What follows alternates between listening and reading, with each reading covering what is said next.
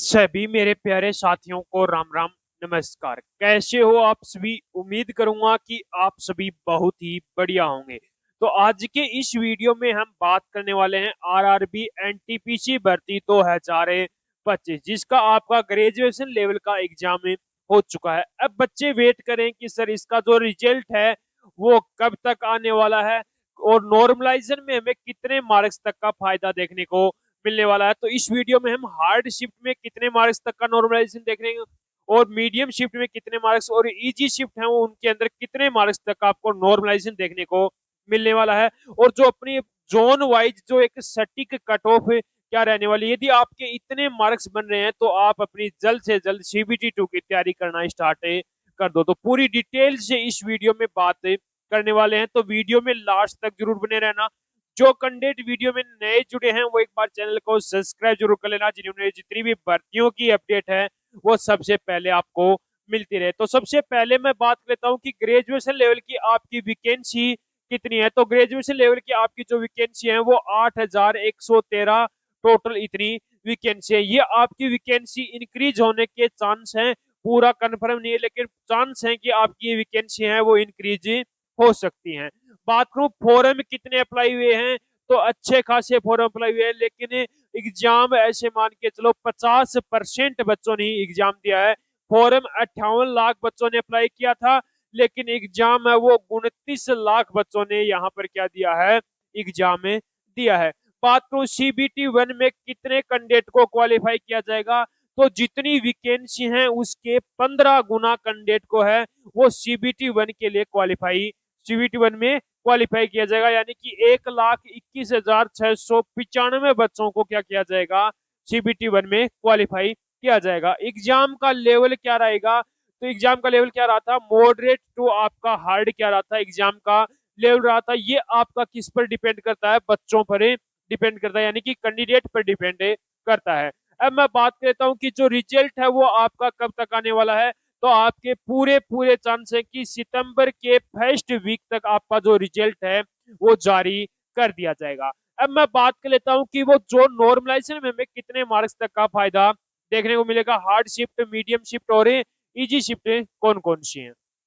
सबसे पहले हम बात कर लेते हैं हार्ड शिफ्ट की। तो हार्ड शिफ्ट कौन कौन सी हैं, 11 जून की जो फर्स्ट सेकंड और थर्ड शिफ्ट आपकी क्या है, हार्ड शिफ्ट है।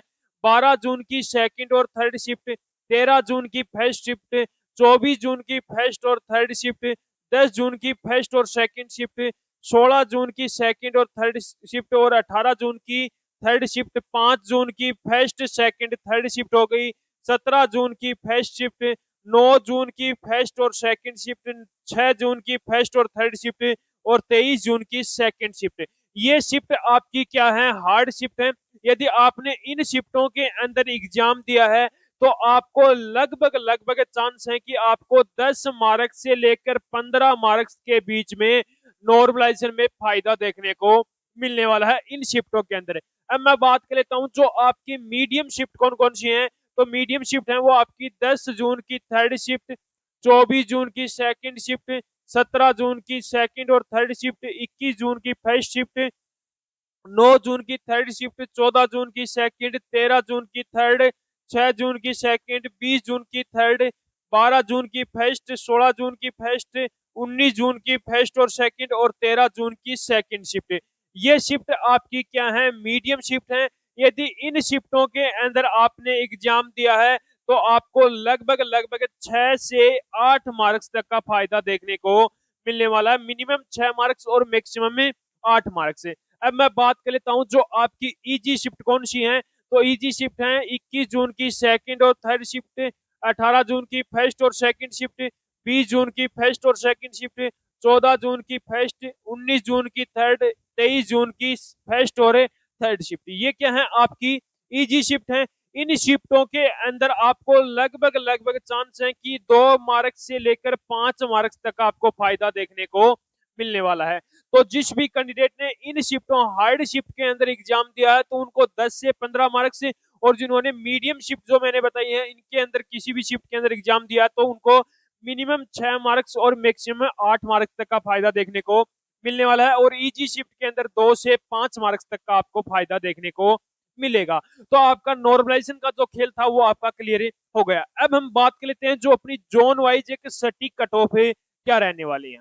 पहला जो जोन लिया है वो कौन सा है, चंडीगढ़ जोन है, जिसके अंदर टोटल वैकेंसी है वो 410 वैकेंसी है। कट ऑफ की यदि मैं बात करूं तो यूआर की 63, ओबीसी की 60, ईडब्ल्यूएस की 58, एससी की 55 और एसटी की 51 के आसपास आपकी कट ऑफ रहने वाली है। यदि आपके इतने मार्क्स हैं तो आप कैंडिडेट क्या हो, सेफ हो, आप जल्द से जल्द अपनी सीबीटी 2 की तैयारी करना स्टार्ट कर दो। उसके बाद में बिलासपुर जोन की बात करूं तो बिलासपुर के अंदर कितनी वैकेंसी है, 649 यहाँ पर टोटल वैकेंसी है। यूआर की बात करो तो 60, ओबीसी की 57, ईडब्ल्यूएस की 55, एससी की 51 और एसटी की 47 के आसपास कट ऑफ रहने वाली है। भुवनेश्वर की बात करूं तो भुवनेश्वर के अंदर टोटल पोस्ट कितनी है, 758 यहाँ पर टोटल वैकेंसी है। यूआर की बात करूं तो 58, ओबीसी की 55, ईडब्ल्यूएस की 53, एससी की 50 और एसटी की 45 के आसपास मार्क्स हैं तो आप भी कैंडिडेट क्या हो, सेफ रहने वाले हो। भोपाल की बात करूं तो भोपाल के अंदर पोस्ट कितनी है, 155 वैकेंसी है।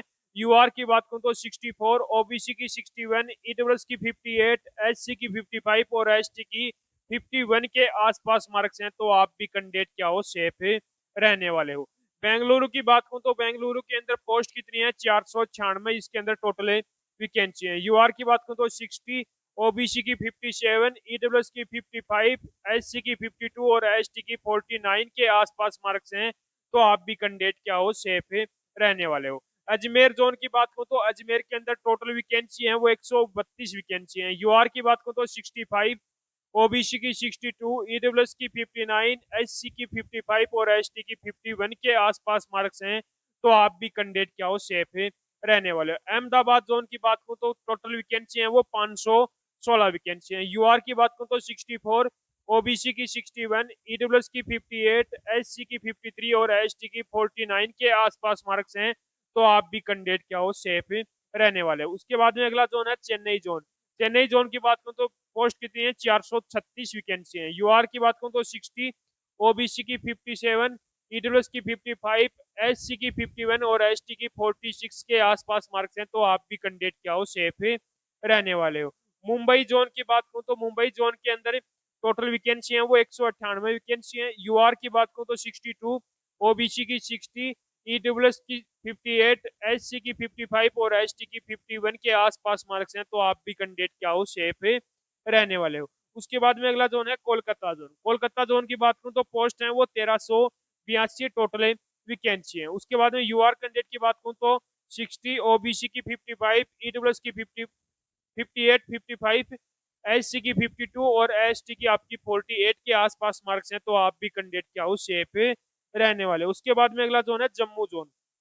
वैकेंसी है वो आप काफी कम वैकेंसी है, 145 वैकेंसी है। यूआर की बात करूं तो 62, ओबीसी की 60, ईडब्ल्यूएस की 59, एससी की 55 और एसटी की 51 के आसपास मार्क्स हैं तो आप भी कैंडिडेट क्या हो, सेफ रहने वाले। उसके बाद में अगला जोन है गुवाहाटी जोन के अंदर आपकी टोटल वैकेंसी कितनी है, 516 वैकेंसी है। यूआर कैंडिडेट की बात करूं तो 61, ओबीसी की 58, ईडब्ल्यूएस की 56, एससी की 51 और एसटी की 47 के आसपास मार्क्स हैं तो आप भी कैंडिडेट क्या हो, सेफ रहने वाले। गोरखपुर की बात करूं तो गोरखपुर के अंदर वैकेंसी है वो 129 वैकेंसी है।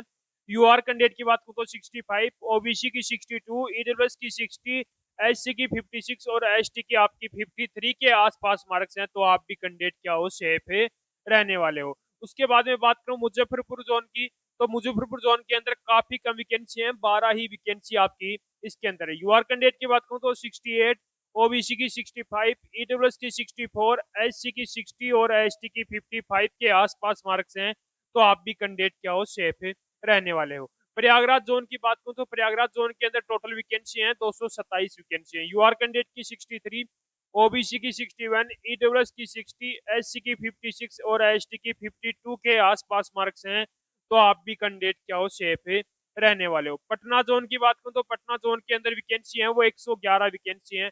यूआर कैंडिडेट की बात करूं तो 65, ओबीसी की 63, ईडब्ल्यूएस की 62, एससी की 58 और एसटी की 53 के आसपास मार्क्स हैं तो आप भी कैंडिडेट क्या हो, सेफ रहने वाले हो। रांची जोन की बात करूं तो रांची जोन के अंदर टोटल वैकेंसी है वो 332 वैकेंसी है।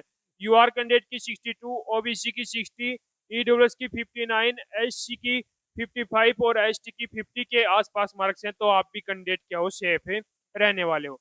सिलीगुड़ी जोन की बात करूं तो सिलीगुड़ी के अंदर आपकी पोस्ट है 40 वैकेंसी है। यूआर कैंडिडेट की 68, ओबीसी की 65, ईडब्ल्यूएस की 63, एससी की 60 और एसटी की 56 के आसपास मार्क्स हैं, तो आप भी कैंडिडेट क्या हो, सेफ रहने वाले हो। सिकंदराबाद जोन की बात करूं तो सिकंदराबाद जोन के अंदर वैकेंसी है वो 478 वैकेंसी है। यूआर कैंडिडेट की बात करूं तो 60, ओबीसी की 55, ईडब्ल्यूएस की 53, एससी की 49 और एसटी की आपकी 45 के आसपास मार्क्स हैं, तो आप भी कैंडिडेट क्या हो, सेफ रहने वाले हो। उसके बाद में लास्ट जोन है त्रिपुरम जोन, जिसके अंदर टोटल वैकेंसी है वो 174 वैकेंसी है। यूआर कैंडिडेट की 63, ओबीसी की 61, ईडब्ल्यूएस की 60, एससी की 56 और एसटी की 52 के आसपास मार्क्स बन रहे हैं, तो आप भी कैंडिडेट क्या हो, सेफ रहने वाले हो। यदि आपके इतने मार्क्स बन रहे हैं तो आप कैंडिडेट क्या हो, यहाँ पर सेफ रहने वाले हो। आप अपनी जल्द से जल्द सीबीटी 2 की तैयारी करना स्टार्ट कर दो। ये आपकी रो मार्क्स यहाँ पर कट ऑफ